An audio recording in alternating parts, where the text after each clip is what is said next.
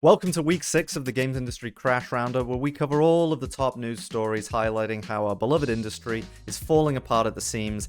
It's not a course correction, it's really happening, and it's gonna get worse. So let's jump into the news, let's see what's happening. We're kicking off with news that Respawn has laid off a quote small number of employees after a cancelled, unannounced multiplayer shooter. This comes after Respawn cancelled a single-player Star Wars action FPS last year, which also included layoffs.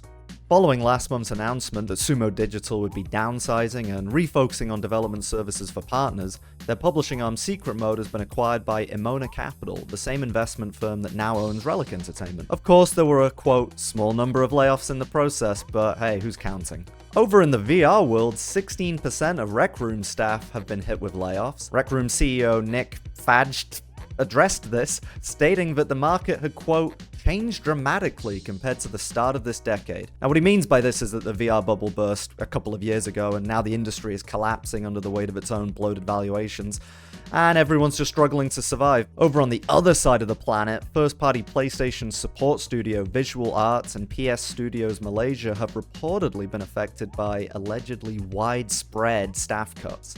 This follows the cancellation of several first-party Sony Live Service titles, and I'm sure they were all going to be at least as good as Concord, if not better, but oh well, we'll never know. Finally, the Until Dawn remake studio Ballistic Moon has, quote, effectively closed after a round of layoffs in September 2024. They have made the decision to, quote, significantly scale down, and that means about 60 people in total have been laid off, right after spending years of their lives to complete Until Dawn. Hey, they probably had to work Until Dawn multiple times just to get it finished, but it was totally worth it, right? Well, another week, another roundup. My main takeaway is just the sheer volume of brain drain that is happening in the industry right now, the number of people being ejected who are never going to come back, and they take with them talent, knowledge, experience, culture from the businesses that they're leaving.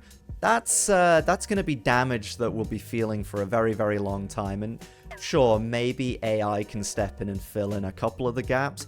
It's never going to step in and fill the soul and creativity that people bring to games.